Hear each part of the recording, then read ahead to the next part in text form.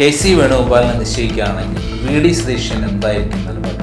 വളരെ സ്ട്രെയിറ്റ് ആയിട്ടുള്ള ഒരു ഉത്തരം പറഞ്ഞാൽ കേൾക്കാൻ കുറച്ച് ബുദ്ധിമുട്ടായിരിക്കും. എല്ലാത്തിനെയും നിയന്ത്രിക്കുന്നതായിട്ടുള്ള കെ.സി. വേണുഗോപാൽ അതിൻ്റെ മുകളിൽ അതുക്ക് മേലെ ഇപ്പോഴല്ലെങ്കിൽ പിന്നെ ഒരിക്കലും ഇല്ല എന്നുള്ളത് സംഭാഷണം പറഞ്ഞാൽ കൃത്യമായിട്ട് അദ്ദേഹത്തിന് അറിയാം.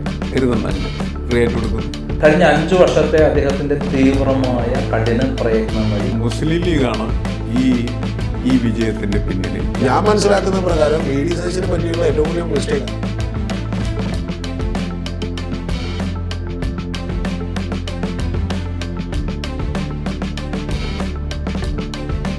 കേരളം ഏറെ കാത്തിരുന്ന ഇലക്ഷൻ റിസൾട്ട് വന്നു. അവസാനം UDFന് 100-ൽ പരം സീറ്റുകൾ കിട്ടിയിരിക്കുന്നു. നേരത്തെ വി.ഡി. സതീശൻ പറഞ്ഞ 100+ എന്ന വിസ്മയം കേരളത്തിൽ സംഭവിച്ചിരിക്കണം. എന്നാൽ ഇപ്പോൾ ഏറെ കീറാമുട്ടിയായി നിൽക്കുന്നത് ആര് മുഖ്യമന്ത്രി ആകുമെന്നുള്ളതിനെ കുറിച്ചാണ്. അതിനെക്കുറിച്ച് നമ്മളോടൊപ്പം ഇപ്പോൾ സംസാരിക്കാൻ നമ്മളോടൊപ്പം ഡിസ്കഷനിൽ എത്തിയിരിക്കുന്നത് പിയേഴ്സൺ മാർസും അതേപോലെ രതീഷ് ചക്രപാണിയുമാണ്. നമസ്കാരം മാഷേ. നമസ്കാരം. അതായത് മാഷിയുടെ നാട്ടുകാരൻ ശ്രീ വി.ഡി. സതീശൻ നയിച്ചിട്ടുള്ള പ്രതിപക്ഷം ആണ് ഇപ്പോൾ ഭരണപക്ഷത്തെത്തിയിരിക്കുന്നത്. അദ്ദേഹം കഴിഞ്ഞ 5 വർഷത്തെ അദ്ദേഹത്തിൻ്റെ തീവ്രമായ പോരാട്ടത്തിൻ്റെ ഫലമായിട്ടാണ് കേരളത്തിൽ ഇപ്പോൾ UDF അധികാരത്തിലെത്തിയത് എന്ന് നമുക്ക് എല്ലാവർക്കും അറിയാവുന്നൊരു കാര്യമാണ്. പക്ഷേ ഇപ്പോൾ ഇലക്ഷനൊക്കെ കഴിഞ്ഞപ്പോൾ ഇപ്പോൾ മുഖ്യമന്ത്രി സ്ഥാനത്തെക്കുറിച്ചുള്ള വലിയ കീറാമുട്ടിയുള്ള ചർച്ചകൾ നോക്കുകയാണ്. എന്താണ് മാഷയുടെ അഭിപ്രായം? ആര് മുഖ്യമന്ത്രിയാവും? അല്ല, എന്നെ സംബന്ധിച്ചിടത്തോളം എൻ്റെ നാട്ടുകാരൻ, സുഹൃത്ത് ഒക്കെ മുഖ്യമന്ത്രിയാവുന്ന വളരെ സന്തോഷമുള്ളൊരു കാര്യമാണ്. അപ്പോൾ ഞാൻ ആഗ്രഹിക്കുന്നതും അതേപോലെ തന്നെ വി.ഡി. സതീശൻ മുഖ്യമന്ത്രി ആവട്ടെ എന്ന് തന്നെയാണ്.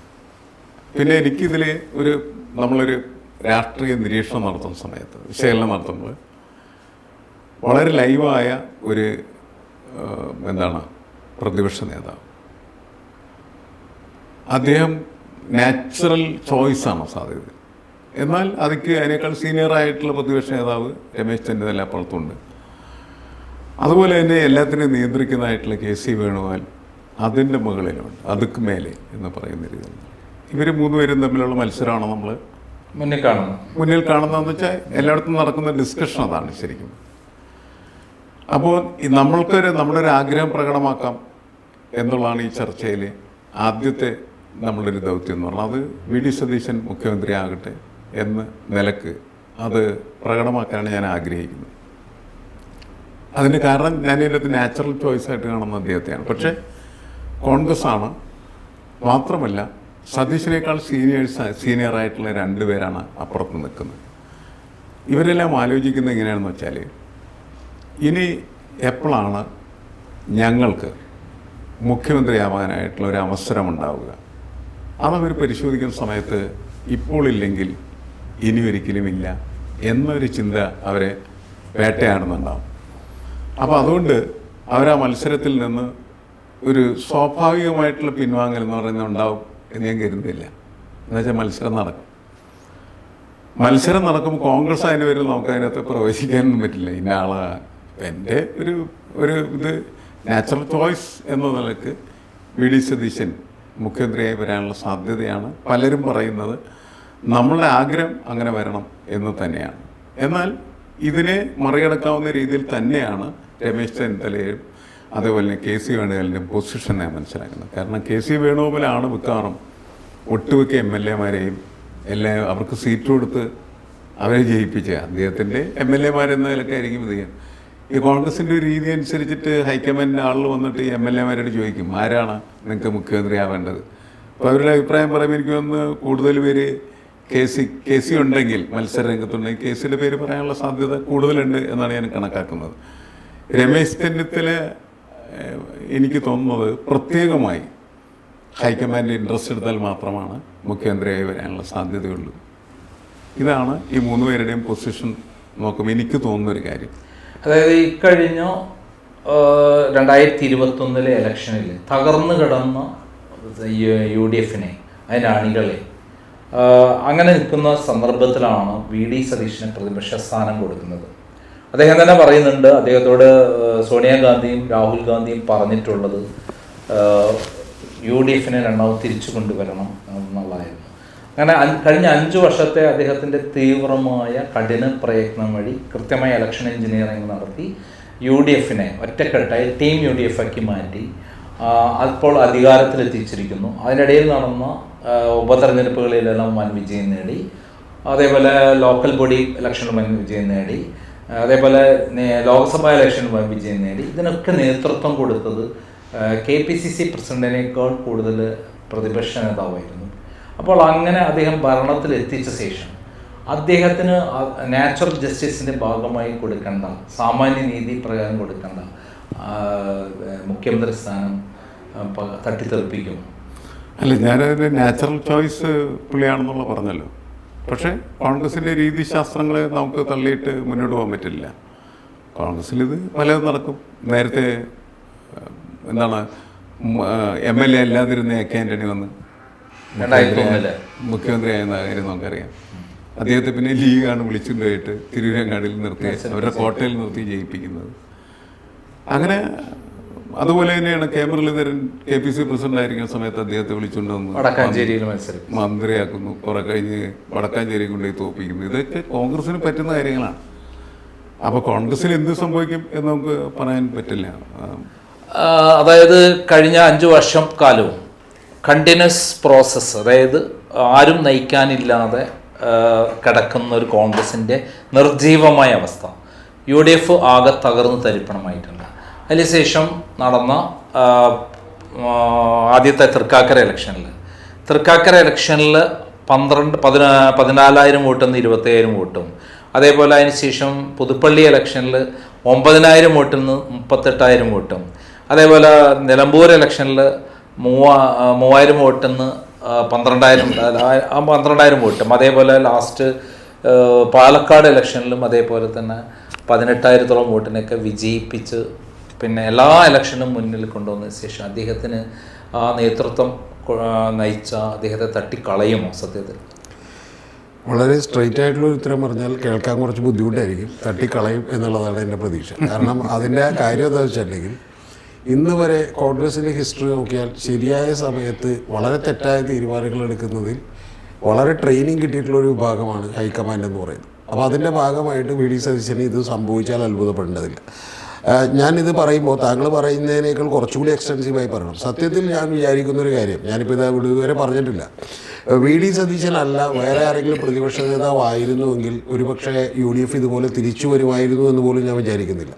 അതിൻ്റെ പ്രധാനപ്പെട്ട കാരണം എന്താണെന്ന് വെച്ചിട്ടുണ്ടെങ്കിൽ പലപ്പോഴും ആളുകൾ കണ്ടിട്ടുള്ളത് ഇപ്പോൾ ഈ കഴിഞ്ഞ ദിവസങ്ങളിൽ നടത്തിയിട്ടുള്ള പ്രവർത്തനമാണ്. ഞാൻ പറയുന്നതല്ല, യഥാർത്ഥത്തിൽ VD സതീശൻ ആയ ദിവസം മുതൽ വളരെ സിസ്റ്റമാറ്റിക് ആയിട്ടുള്ള ഒരു മിഷൻ കൃത്യമായി ഇലക്ഷൻ എഞ്ചിനീയറിംഗ് നടപ്പിലാക്കാൻ അദ്ദേഹം ശ്രമിച്ചിരുന്നു. അതിൻ്റെ ഭാഗമായിട്ടാണ് കൃത്യമായിട്ട് ആശാസമരം മുതൽ കൃത്യമായിട്ട് എന്ന് പറഞ്ഞാൽ ഒരു ഏറ്റവും ആദ്യം 2021 അധികാരത്തിലേക്ക് എത്തുമ്പോൾ എന്താ സംഭവം, യഥാർത്ഥത്തിൽ പിണറായി വിജയൻ്റെ ഒരു ഇമേജ് എന്ന് പറയുന്ന ഒരു കരുതൽ മുഖ്യൻ എന്നുള്ളതാണ്.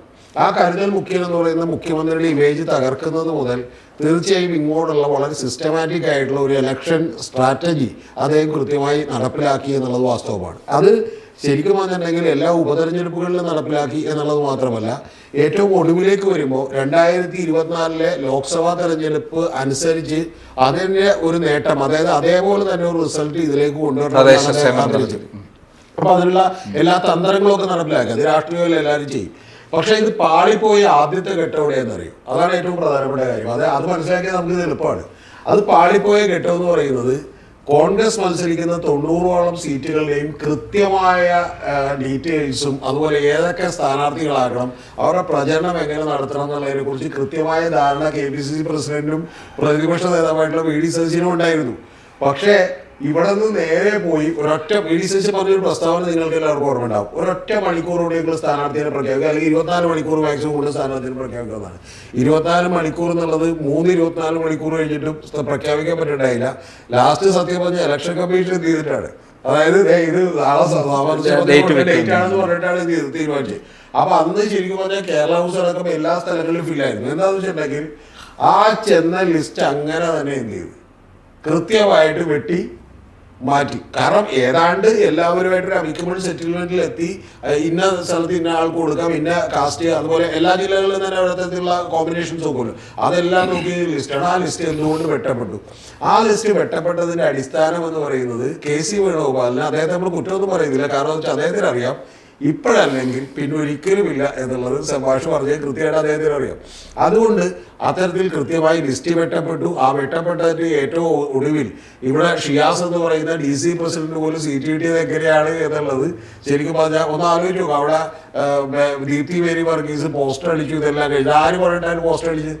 ആ പോസ്റ്റർ അടിച്ചത് ചില വ്യക്തമായിട്ട് കൃത്യമായിട്ട് ആളുകൾ പറഞ്ഞിട്ടാണ്. 1 ലക്ഷം പോസ്റ്റർ അടിക്കുന്നു, ഇതെല്ലാം കഴിഞ്ഞതിന് ശേഷം അത് മാറ്റുന്നു എന്ന് പറഞ്ഞാൽ ലിസ്റ്റിൽ വലിയ തോതിലുള്ള ഇടപെടൽ ഹൈക്കമാൻഡിന്റെ ഭാഗത്ത് നടത്തി. കേരളത്തിന്റെ ഹൈക്കമാൻഡ് ആരാണെന്ന് നമുക്കറിയാം, അത് KC ആണ്. KC കൃത്യമായിട്ട് ഇടപെടൽ നടത്തി. ഇപ്പോൾ അങ്ങനെ 60-ലധികം സീറ്റുകളിൽ KC പറഞ്ഞിട്ടുള്ള ആളുകളാണ് മത്സരിക്കുന്നത്. ഇപ്പൊ തോമസ് അടക്കം ആലപ്പുഴയിൽ മത്സരിച്ച ആളുകളടക്കം ജയിക്കുന്നത്.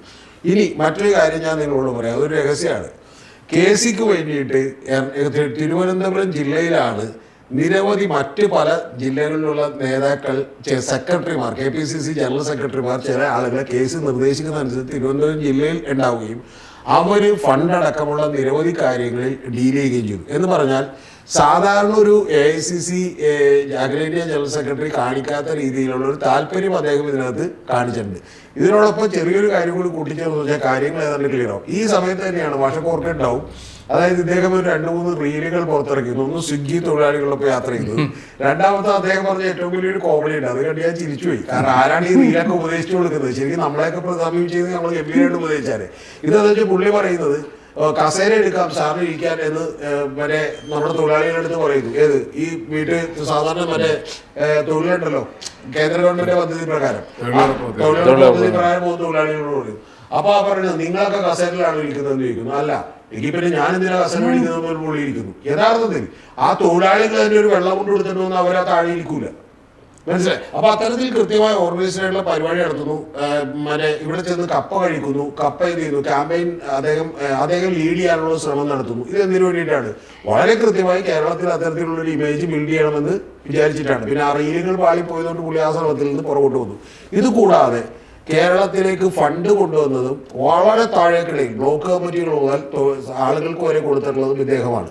എന്ന് പറഞ്ഞാൽ ഇത്തവണ ഇത് വലിയ ഏറ്റവും അനുകൂലമായിട്ടുള്ള സാഹചര്യമാണെന്നും കോൺഗ്രസ് ആണ് പാർട്ടി എന്നും കോൺഗ്രസിന് ഈ അനുകൂലമായ സാഹചര്യത്തെ ഇപ്പോൾ ഉപയോഗപ്പെടുത്തിയില്ലെങ്കിൽ ചിലപ്പോൾ പിന്നീട് ഒരിക്കലും ഇത്തരത്തിലുള്ള ഒരു അനുകൂല സാഹചര്യമോ ഇത്രയും ഹൈക്കമാൻഡിന്റെ ഭാഗത്തുള്ള പിന്തുണയോ ഒന്ന് ആലോചിച്ച് നോക്കുക. ഈ പാർലമെന്ററി പാർട്ടി നേതാക്കന്മാരുടെ പിന്തുണയോ എന്ത് ചെയ്തു കിട്ടും എന്ന് പറയുന്ന ഒരു കാര്യമില്ല. ഇനി ഒരു വാചകവും കൂടി ഞാൻ പറയാം. സതീശനെ കുറിച്ച് സത്യത്തിൽ ഇപ്പോൾ ഒന്നും പറയാനില്ല. അദ്ദേഹം അഹോരാത്രം പണിയെടുത്ത് കൃത്യമായിട്ടൊരു മിഷൻ നടപ്പിലാക്കിയ ഒരു നാച്ചുറൽ ചോയ്സായി വേറെ ഏതെങ്കിലും പാർട്ടിയിലാണെങ്കിൽ മുഖ്യമന്ത്രി ആകേണ്ട ഒരാളാണ്. പക്ഷെ ആകാൻ സാധ്യതയില്ലാത്ത സതീശനെതിരെ വരാൻ പോകുന്ന ഒരു വലിയ ആരോപണം എന്ന് പറയുന്നത് ഇവിടെ സതീശനാണ് മുഖ്യമന്ത്രി ആകുന്നതെങ്കിൽ നിങ്ങൾ അറിയേണ്ടത് ഈ പറയുന്ന ജമാഅത്തെ ഇസ്ലാമിയുടെയും മുസ്ലിം ലീഗിൻ്റെയൊക്കെ പിന്തുണ ഉള്ളത് കൊണ്ട് തന്നെ അത് വേണമെങ്കിൽ സതീശനെതിരെയുള്ള ഒരു ബാധ്യതയായി കൂടി അടുത്ത ദിവസങ്ങളിൽ ചില നേതാക്കന്മാർ ഡയറക്റ്റായിട്ടും ഇൻഡയറക്റ്റായിട്ടും പറയുന്നത് നമ്മൾ കേൾക്കാം. അപ്പോൾ അതെല്ലാം കൂടി ആകുമ്പോൾ ഇതെന്ത് സംഭവിക്കുമെന്ന് നമുക്കറിയില്ല. മൂന്നാമത് സതീശനെ പറഞ്ഞ് സമാധാനിപ്പിക്കാൻ ഒരു കാര്യം കൂടിയുണ്ട്. ആ കാര്യം എന്താണെന്ന് വെച്ചിട്ടുണ്ടെങ്കിൽ ഇതുവരെ മന്ത്രിയായിട്ടില്ല. അപ്പോൾ അതുകൊണ്ട് നിങ്ങൾ പറയുന്ന പോർട്ട്ഫോളിയോ തൽക്കാലം എന്ത് ചെയ്യാം, തരാം. ആ തരുമ്പോഴത്തേക്കും എന്ത് ചെയ്യാം, ഇത് ചെയ്യൂ എന്ന് പറയും. ഗ്രൂപ്പ് അടക്കമുള്ള ആളുകൾ ഇത്തവണ KC വേണുഗോപാലിനെ സപ്പോർട്ട് ചെയ്താൽ നമ്മൾ അത്ഭുതപ്പെടേണ്ട. VD സതീശന്റെ കീഴിൽ ഒരാൾ മന്ത്രിയായി രമേശ് ചെന്നിത്തല ഇരിക്കുന്നതിനേക്കാൾ ഞാൻ വിചാരിക്കുന്ന ഒരു കാര്യം വ്യക്തിപരമായി രമേശ് ചെന്നിത്തല പ്രിഫർ ചെയ്യുന്നത് KCയുടെ കീഴിൽ ഇരിക്കുന്നതായിരിക്കാനാണ് സാധ്യത. അപ്പൊ അങ്ങനെ ഈ പറയുന്ന കാര്യങ്ങളെല്ലാം കൂടി വരുമ്പോൾ ഇതെന്ത് സംഭവിക്കുമെന്ന് നമുക്കറിയില്ല.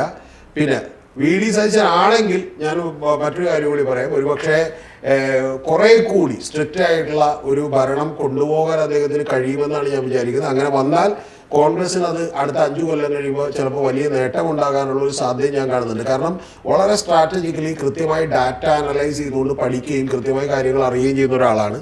അപ്പോൾ അത്തരത്തിലുള്ള ഒരാളെയൊക്കെ എടുത്തു വെച്ച് കോൺഗ്രസ് വീണ്ടും നല്ല രീതിയിൽ പോകണം എന്നുള്ളതൊന്നും വിചാരിക്കാൻ സാധ്യതകൾ കുറവാണ്. ഇവിടെ ഒരു ചോദ്യം, പക്ഷേ ഈ പാർട്ടി മാത്രം നിശ്ചയിച്ചിട്ടാണോ മുഖ്യമന്ത്രിയെ നിശ്ചയിക്കുക? അതേസമയത്ത് മുസ്ലിം ലീഗ് ഇതിൽ ഏറ്റവും കൂടുതൽ വോട്ട് നേടിയിട്ടുള്ള ഒരു പാർട്ടിയാണ്. അവർക്ക് കുറഞ്ഞ ഏരിയയിലാണെങ്കിലും 22 സീറ്റിലാണ് ജയിച്ചെങ്കിലും എല്ലാവരും വൻ ഭൂരിപക്ഷത്തിന് ജയിച്ചിട്ടുള്ളതാണ്. 85,000 വോട്ടിനൊക്കെയാണ് കുഞ്ഞാലിക്കുട്ടി ചരിത്രത്തിൽ നേവരില്ലാത്ത വിധത്തിൽ വിജയിച്ചിട്ടുള്ളത്. അവരുടെ ഒരു പിന്തുണയാണ് മലബാർ മേഖലയിൽ ഈ കോൺഗ്രസിനെ ഈ വിജയം UDF വിജയം ഉണ്ടാക്കിയിട്ടുള്ളത് നിസ്സംശയം പറയാൻ പറ്റും. അങ്ങനെയുള്ള സന്ദർഭത്തിൽ മുസ്ലിം ലീഗിൻ്റെ ഒരു താല്പര്യം അതിൽ പരീക്ഷിക്കപ്പെടില്ലേ? അല്ല, മുസ്ലിം ലീഗിൻ്റെ താല്പര്യം പക്ഷേ ആരോടാണ് എന്നുള്ളത് നമുക്ക് ഇപ്പോൾ വ്യക്തമല്ല ശരിക്കും. അന്ന് തങ്ങളെ കൊണ്ട് അങ്ങനെ പറയിപ്പിച്ച മാധ്യമങ്ങളായിട്ടാണ് ഞാൻ കണക്കാക്കുന്നത്. യഥാർത്ഥത്തിൽ ഒരു തവണയല്ല 2 തവണ, 2 പ്രാവശ്യമായിട്ട് അയാൾ ഒരു വളരെ ഫീബിളായിട്ടുള്ള സത്യസന്ധനായിട്ടുള്ള ഒരു കക്ഷിയാണ്. അയാളങ്ങനെ പറയുന്നു. പക്ഷേ അവരുടെ തീരുമാനം എന്താണ് എന്നുള്ളത് കുഞ്ഞാലിക്കുട്ടി സാഹിബ് വഴിയാണ് നമുക്ക് പുറത്തേക്ക് വരാൻ സാധ്യതയുള്ളൂ. ശരിക്കും പറഞ്ഞ് അത് വെറുതെ ആയിരിക്കില്ല. ഇവരെ ആരെങ്കിലുമൊക്കെ സപ്പോർട്ട് ചെയ്യുന്നതിന് അവർക്ക് ചില കണ്ടീഷൻസ് ഉണ്ടാവും. അത് പുറത്ത് പറയണം എന്നില്ല. വെറുതെ അല്ല ഒരാൾ വെറുതെ അയ്യോ എങ്കിൽ സതീശനാവട്ടെ എന്നൊന്നും പറയില്ല. സതീശനാവണോ, ചെന്നിത്തല ആവണോ, KC ആവണോ എന്നൊക്കെ അവർ തീരുമാനിക്കണേ. അവർക്ക് അവരുടെ വോയിസിന് പ്രാധാന്യമുണ്ടെന്നാണ് ഞാനും കണക്കാക്കുന്നത്. പക്ഷെ അവർ ആ വോയിസ് ഫ്രീ ആയിട്ട് കൊടുക്കുന്നതായിരിക്കില്ല. കരുതണ്ട അങ്ങനെ ഫ്രീ ആയിട്ട് കൊടുക്കുന്നു പൊളിറ്റിക്സ് ആണ്. പൊളിറ്റിക്സിൽ അങ്ങനെ ഒരു എന്താണ് നമ്മൾ പറയുന്ന ഒരു ഫ്രീ ബീസ് ഇല്ല. ശരിക്കും നമ്മളൊരു കാര്യം അങ്ങോട്ട് ചെയ്യുമ്പോൾ അതിന് തിരിച്ച് ഇങ്ങോട്ട് അവർക്ക് കാര്യം കൊണ്ട് മുമ്പത്തെ മാതിരി മുസ്ലിം ലീഗിന് ബാർഗെയിനിങ് പവർ കുറവാണ് ഈ ഇതിൽ. കാരണം 63 8 ഇവർ രണ്ടുപേരും കൂടെ ആകുമ്പോൾ തന്നെ 71. അതൊന്നും മുസ്ലിം ലീഗ് ഇല്ലെങ്കിലൊന്നും ഇവർക്ക് ഭരണം ഇല്ല. പക്ഷെ ഒറ്റയ്ക്ക് അവരില്ലെങ്കിലും ഭരിക്കാൻ പറ്റുന്ന ഒരു സാഹചര്യം ഉണ്ട് എന്നാണ് പറഞ്ഞത്. അത് ശരിയാണ്. പക്ഷെ മുസ്ലിം ലീഗ് അവരെ ഒഴിവാക്കാന്നുള്ള അല്ല മുസ്ലിം ലീഗ് അങ്ങനെ കരുതുന്നില്ല. മുസ്ലിം ലീഗിനെ ഒഴിവാക്കിയിട്ട് കോൺഗ്രസ് ഭരിക്കും എന്ന് മുസ്ലിം ലീഗ് ഒരിക്കലും കരുതാൻ പറ്റില്ല. കാരണം മുസ്ലിം ലീഗാണ് ഈ വിജയത്തിൻ്റെ പിന്നിൽ ശക്തി എന്നുള്ള കാര്യം മുസ്ലിം ലീഗിനാണ്. കാരണം എന്ന് വെച്ചാൽ കോൺഗ്രസ് വർക്ക് ചെയ്യുന്നതിനേക്കാൾ എത്രയോ ശക്തമായിട്ടുള്ള രീതിയിലാണ് മുസ്ലിം ലീഗ് വർക്ക് ചെയ്തിരിക്കുന്നത്. അവർക്കാണ് വാശിയുണ്ടായിരുന്നത് ശരിക്കും ഭരണം കിട്ടണം. കഴിഞ്ഞ 10 വർഷമായിട്ട് ഞങ്ങൾക്ക് നഷ്ടപ്പെട്ടത് ഞങ്ങളെടുക്കും എന്ന് ഷാജി പറഞ്ഞത് നമ്മൾ കേട്ടതാണ്. വെറുതെ പറയണമെന്നല്ല. അവർ വളരെ കൃത്യമായിട്ട് അജണ്ട വെച്ച് കാര്യങ്ങൾ ചെയ്യുന്നവരാണ്. അതുകൊണ്ട് അവർ ആരെ സഹായിക്കും എന്നുള്ള കാര്യം അത് കണ്ടീഷണലാണെന്ന് വിശ്വസിക്കുന്ന ഒരാളാണ്. അതുകൊണ്ട് ഈ 3 പേരിൽ അവർക്ക് പ്രിഫറബിൾ ആരാണ് എന്നുള്ളത് അവർ തീരുമാനിക്കും. അത് കണ്ടീഷണലായിരിക്കും. അതുകൊണ്ട് നമുക്കതിനെക്കുറിച്ച് ഒരു മുൻധാരണ വെക്കാനായിട്ട് പറ്റില്ല എന്ന് തന്നെയാണ് ഞാൻ കണക്കാക്കുന്നത്. ഇനി ഒരു ചോദ്യം, അങ്ങനെ ഒരു അവസ്ഥ വരികയാണ്. ഇപ്പം KC വേണുഗോപാലിനെ നിശ്ചയിക്കുകയാണെങ്കിൽ VD സതീശൻ എന്തായിരിക്കും നിലപാടെടുക്കുക? അല്ല, ഞാൻ ഈ കാര്യത്തിൽ തന്നെ ഒരു കാര്യം കൂടി പറഞ്ഞോട്ടെ. ഇപ്പം മുസ്ലിം ലീഗിൻ്റെ അഭിപ്രായം, അത് മാഷ് പറഞ്ഞാൽ കറക്റ്റാണ്. ഇത് മുസ്ലിം ലീഗിൻ്റെ അഭിപ്രായം എന്ന് പറയുന്ന ഒരു നരേറ്റീവ് യഥാർത്ഥത്തിൽ ഇപ്പോൾ ഏഷ്യാനെറ്റ് പോലെയുള്ള ചില മാധ്യമങ്ങൾ ബിൽഡ് ചെയ്തിട്ടുള്ള ഒരു നരേറ്റീവാണ്. അത് സ്വാഭാവികമായിട്ട് VD സതീശന് അനുകൂലമായി നിൽക്കുന്ന മാധ്യമങ്ങളാണ്. അതുകൊണ്ട് അവർ ചെയ്തോട്ടെ, അത് കുഴപ്പമില്ല. രണ്ടാമതൊരു കാര്യം ഞാൻ പറഞ്ഞാൽ, ഈ മുസ്ലിം ലീഗ് അങ്ങനെ ഒരു തീരുമാനമെടുത്താൽ പോലും അതൊരു വലിയ ഇരുമ്പൊലക്ക പോലെയുള്ള തീരുമാനമൊന്നും ആയിരിക്കില്ല. ഇപ്പോൾ KC വേണുഗോപാലോ അല്ലെങ്കിൽ ഹൈക്കമാൻഡിൽ നിന്ന് ഒരു വിളി വന്നിട്ടുണ്ടെങ്കിൽ വേണമെങ്കിൽ അത് മാറാവുന്ന ഒരു തീരുമാനമാണ്. 2. മൂന്നാമത്തെ ഏറ്റവും പ്രധാനപ്പെട്ട പ്രശ്നം എന്താ, പാർലമെന്ററി പാർട്ടിയിൽ നിന്ന് വലിയ പിന്തുണ KCക്ക് കിട്ടുകയും എന്നിട്ടും അത് KC അവഗണിച്ചുകൊണ്ട് VD സതീശന് അത്തരത്തിലുള്ളൊരു മുഖ്യമന്ത്രി സ്ഥാനം ഓഫർ ചെയ്യപ്പെട്ടു എന്ന് പറയുന്ന ഒരു മെസ്സേജ് പുറത്തേക്ക് വരികയും ചെയ്താൽ അത് ഭാവിയിൽ ഈ ഭരണത്തിനെതിരെ ഉണ്ടാകാൻ പോകുന്ന BJPക്കൊക്കെ വളമാകാൻ പോകുന്ന ഒരുപാട് സാഹചര്യങ്ങൾ ഉണ്ടാകും എന്നുള്ളത് കൂടി ഏറ്റവും പ്രധാനപ്പെട്ട വിഷയമാണ്. ഞാൻ മനസ്സിലാക്കുന്ന പ്രകാരം VD സതീശന് പറ്റിയുള്ള ഏറ്റവും വലിയ മിസ്റ്റേക്ക്, അല്ലെങ്കിൽ അത്തരത്തിൽ അദ്ദേഹത്തെ അനുകൂലിക്കുന്നവർക്ക് പറ്റിയുള്ള മിസ്റ്റേക്ക്, മുസ്ലിം ലീഗിന്റെ പിന്തുണ അദ്ദേഹത്തിനാണ് എന്നുള്ളത് എക്സ്പ്ലിസിറ്റായി ഇപ്പൊ എന്ത് ചെയ്യാൻ പാടില്ലായിരുന്നു, പറയാൻ പാടില്ലായിരുന്നു. കാരണം അത് പറഞ്ഞാലുള്ള പ്രശ്നം എന്ന് വെച്ചിട്ടുണ്ടെങ്കിൽ ഇവിടെ ഇപ്പൊ ഇന്ന് പുറത്തേക്ക് വന്ന വാർത്ത അതിന്റെ ഭാഗമായിട്ടാണ് ഞാൻ വിചാരിക്കുന്നത്. 43 സീറ്റുകൾ കൃത്യമായിട്ട് VD സതീശന് പിന്തുണയുണ്ട്. അപ്പൊ VD സതീശൻ ഈ KCയുടെ പിന്തുണയെ, അതായത് സ്വന്തം പാർട്ടിക്കകത്തുള്ള MLA-മാരുടെ പിന്തുണയും മറികടന്ന് അത് കൊടുക്കുന്നു എന്ന് പറയുന്ന ഒരു കാര്യം യഥാർത്ഥത്തിൽ സത്യം പറഞ്ഞാൽ അങ്ങനെ കിട്ടുമെങ്കിൽ പോലും ഞാൻ വിചാരിക്കുന്നത് അത് പാണക്കാട് തങ്ങൾമാരോ അല്ലെങ്കിൽ കുഞ്ഞാലിക്കുട്ടി സാഹിബോ പോലും ഇഷ്ടപ്പെടില്ല. കാരണം അത് കേരളത്തിൽ ഉണ്ടാക്കാൻ പോകുന്ന ഡിവൈഡ് എന്താണെന്ന് കൃത്യമായി വേറെ ആർക്ക് മനസ്സിലായില്ലെങ്കിലും അത് മുസ്ലിം ലീഗിന് മനസ്സിലാവും. അപ്പൊ അതുകൊണ്ട് അത് യഥാർത്ഥത്തിൽ പാളിപ്പോയൊരു ഓപ്പറേഷനാണ്. അങ്ങനെ പുറത്ത് പറയേണ്ട ആവശ്യമുണ്ടായില്ല. അതേസമയം ഇപ്പൊ ഹൈക്കമാൻഡ് വിളിച്ചിട്ട് അഭിപ്രായം ചോദിക്കുമ്പോൾ VD സതീശനാണെന്ന് പറഞ്ഞാൽ കുഴപ്പമില്ല. പിന്നെ രണ്ടാമത്തെ കാര്യം, സതീശനുള്ള അഭിപ്രായം മാറും എന്ന് ഞാൻ വിചാരിക്കുന്നില്ല. പിന്നെ താങ്കൾ പറഞ്ഞ ഒപ്പീനിയനിലേക്ക് വന്നിട്ടുണ്ടെങ്കിൽ അത് ഒരു വലിയ $1 മില്യൺ ക്വസ്റ്റ്യൻ ആണ്. കാരണം സ്വാഭാവികമായിട്ടും ഏറ്റവും അവസാനം വരെ ഞാൻ വിചാരിക്കുന്ന ഏറ്റവും അവസാനം വരെ ഇതിന്റെ പുറത്തൊരു സമ്മർദ്ദം ഉണ്ടാവുകയും ഞാനെങ്കിൽ മന്ത്രിസഭയിലേക്ക് ഇല്ല എന്ന് പറയാനുള്ള സാധ്യതകളൊക്കെ ഉണ്ട്. കാരണം ഒരാള് 5 കൊല്ലം പെടാപ്പാട് വിയർപ്പൊലിച്ചിട്ട് അദ്ദേഹത്തിന് കൊടുക്കുന്നില്ല എന്ന് പറഞ്ഞാൽ അത് അങ്ങേയറ്റത് ഇൻജസ്റ്റിസും അനീതിയായിട്ടാണ് ഉണ്ടാവുക. കാരണം CPM-ന്റെ എല്ലാ സൈബർ ആക്രമണങ്ങളും വെട്ടുകൊണ്ടതും എല്ലാം മുമ്പിൽ നിന്ന് വി ഡി സതീശനാണ്. അതുകൊണ്ട് അത് ഉണ്ടെങ്കിൽ സതീശന് ഏറ്റവും, പക്ഷെ സതീശന് ഇത് ആദ്യത്തെ അനുഭവമല്ല, 2011 മന്ത്രിയാവുന്നതാണ്. അപ്പോൾ അതുകൊണ്ട് ഉണ്ടാവും. പിന്നെ വലിയൊരു ഫാക്ടർ കൂടി ഇതിനകത്തുണ്ട്. അതുകൊണ്ട് സതീശൻ ഞാൻ വിചാരിക്കുന്ന ഏറ്റവും ഒടുവിൽ സതീശൻ ചോദിക്കുന്ന ഒരു പോർട്ട്ഫോളിയോ, ഒരു പക്ഷേ ആഭ്യന്തരമന്ത്രി ചിലപ്പോൾ അത് കൊടുത്തില്ലെങ്കിലും ഇനിയിപ്പോൾ ധനമന്ത്രി അല്ലെങ്കിൽ അത്തരത്തിലുള്ള വലിയ പോർട്ട്ഫോളിയോകൾ കൊടുത്തുകൊണ്ട് അദ്ദേഹം ഒരു തയ്യാറാവുകയും കുറച്ച് കഴിഞ്ഞിട്ടെങ്കിലും ഇത്തരം കാര്യങ്ങളിലേക്ക് പോകാമെന്ന് വിചാരിക്കുകയും ചെയ്യുന്ന ഒരു കാര്യം ഉണ്ടാകുമെന്നാണ് ഞാൻ വിചാരിക്കുന്നത്. കാരണം ഇപ്പം രമേശ് ചെന്നിത്തലൊക്കെ തന്നെ ഇഷ്ടമുണ്ടായിട്ടല്ല ഇപ്പം, കാരണം രമേശ് ചെന്നിത്തല ഒന്ന് ആലോചിച്ച് നോക്കണം, രമേശ് ചെന്നിത്തല ചെയ്ത കാര്യം, നിങ്ങളാ മറ്റേ ഇതിന്റെ പാർലമെന്ററി പാർട്ടി നേതാവ് നിങ്ങളല്ലേണ്ട, നിങ്ങൾ മാറണമെന്ന് പോലും പറയാതെയാണ് മാറ്റിയത്. KPCC പ്രസിഡന്റുമാരെ പോലും തീരുമാനിക്കുന്ന ഒരു സുപ്രഭാതത്തിൽ അവിടുത്തെ കത്ത് വരുമ്പോഴാണ് KPCC പ്രസിഡന്റ് ഇന്നയാളാണെന്ന് അറിയുന്നത്.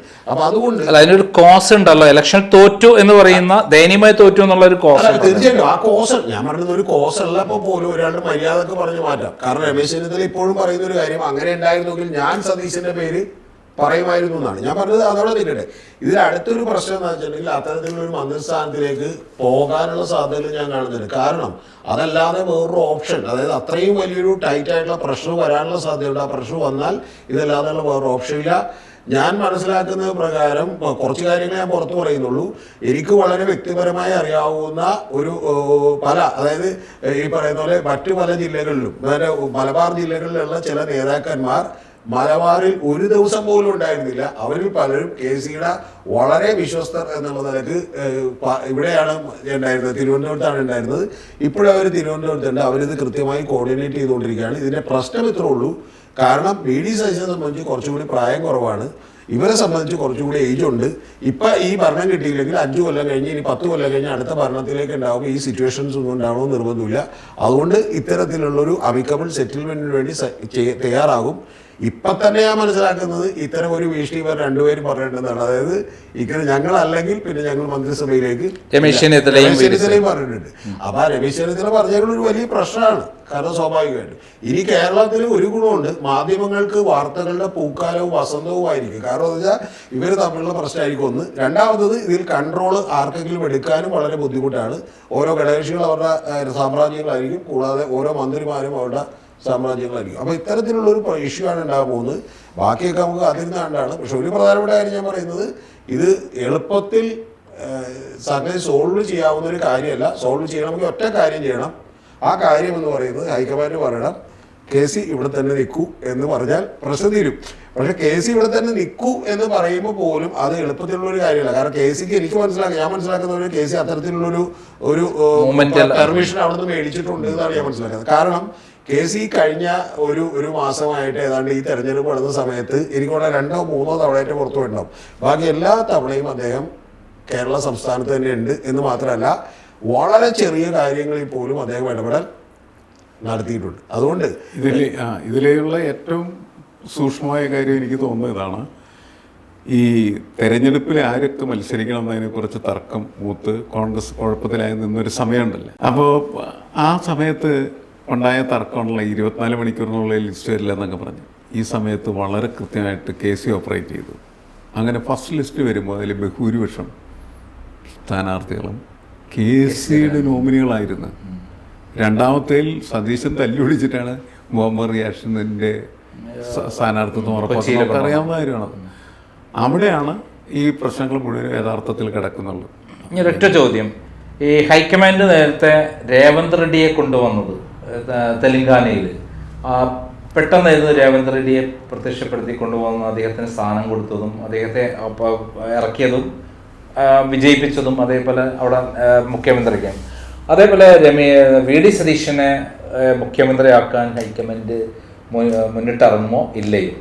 അല്ല, അത് നമ്മളിപ്പോൾ ഈ സംസാരിച്ച വിഷയത്തിൻ്റെ പശ്ചാത്തലത്തിൽ നമുക്കത് കാത്തിരുന്ന് മാത്രമേ കാണാൻ കഴിയുള്ളൂ. കാരണം രേവന്ത് റെഡ്ഡിയുടെ സിറ്റുവേഷൻ അല്ല കേരളത്തിൽ. മാത്രമല്ല കേരളത്തിലെ KC എന്ന് പറയുന്നത് ഹൈക്കമാൻഡിൻ്റെ അടുക്കളക്കാരനാണെന്നുള്ള കാര്യം നിങ്ങൾ മറക്കരുത്. അല്ല, ഇതിലൊരു വലിയ പ്രധാനപ്പെട്ട കാര്യം കൂടി ഉണ്ടെന്ന് ഞാൻ വിചാരിക്കണം. അതെന്താണെന്ന് വെച്ചിട്ടുണ്ടെങ്കിൽ അത്തരത്തിലൊരു കട്ടൻ്റെ ആയിട്ടുള്ള ഒരു തീരുമാനം എടുക്കാൻ പറ്റുന്ന പൊസിഷനിലല്ല ഹൈക്കമാൻഡ് പോലും. കാരണം എന്താ വെച്ചാൽ ഇപ്പോൾ നിങ്ങൾക്ക് ഓർക്കുന്നുണ്ടാവും, അശോക് ഗെഹ്ലോട്ടിനെ അഖിലേന്ത്യാ പ്രസിഡന്റ് ആകാൻ പറഞ്ഞ് വിളിപ്പിച്ചപ്പോഴത്തേക്കും അവിടെയുള്ള 90 MLA-മാർ രാജിവെക്കുമെന്ന് പറഞ്ഞു. ഒന്ന് ആലോചിച്ച് നോക്കണം, ഒരു പാർട്ടിയുടെ അഖിലേന്ത്യാ പ്രസിഡന്റ് ആകാമെന്ന് പറഞ്ഞ ഒരാളെ വിളിച്ച് അയാൾ പുറപ്പെട്ട് ഡൽഹി വരെ വന്നപ്പോഴത്തേക്കും എത്തുന്ന രാത്രി പറയുന്നത് 90 MLA-മാർ ഞങ്ങൾ രാജിവെക്കും, ഞങ്ങൾ സച്ചിൻ പൈലറ്റിനെ അംഗീകരിക്കില്ലെന്നാണ്. ഉടനെ തന്നെ ഹൈക്കമാൻഡ് അങ്ങോട്ട് തിരിച്ചു വിടേണ്ടി വന്നു. യഥാർത്ഥത്തിൽ അത്തരത്തിലുള്ള വൻ സമ്മർദ്ദം പോലും ഇത്തവണ ഇവിടെ ഉണ്ടായാൽ നമ്മൾ അത്ഭുതപ്പെടേണ്ടതില്ല. കാരണം മുഖ്യമന്ത്രി ആര് വരുന്നു എന്ന് പറയുന്നത് അതൊരു വലിയ അധികാര കേന്ദ്രമാണ്. അത് വേറൊരാൾക്ക് വിട്ടുകൊടുത്താൽ അയാൾ എന്ത് ചെയ്യും? ഇപ്പോൾ KCയുടെ ഹൈക്കമാൻഡിലുള്ള പിടി പോലും പിന്നെ പറഞ്ഞിട്ട് കാര്യമില്ല, കാരണം കേരളത്തിൽ വലിയ അധികാര കേന്ദ്രമാകും. അതുകൊണ്ട് അത്തരത്തിലുള്ള വലിയൊരു പടംവലിക്കാണ് തുടക്കമിടുന്നത് എന്ന് അതുകൊണ്ടാണ് നമുക്ക് ഇപ്പം പറ്റുന്നത്. ബാക്കിയൊക്കെ കാത്തിരുന്ന് കാണാം. എന്തായാലും നമുക്ക് കാത്തിരിക്കാം ആര് മുഖ്യമന്ത്രിയാകും. എന്തായാലും അധികം താമസിയാതെ അതിന് ഉത്തരം വരുമെന്ന് തന്നെയാണ് നമ്മൾ കരുതുന്നത്. നന്ദി, നമസ്കാരം.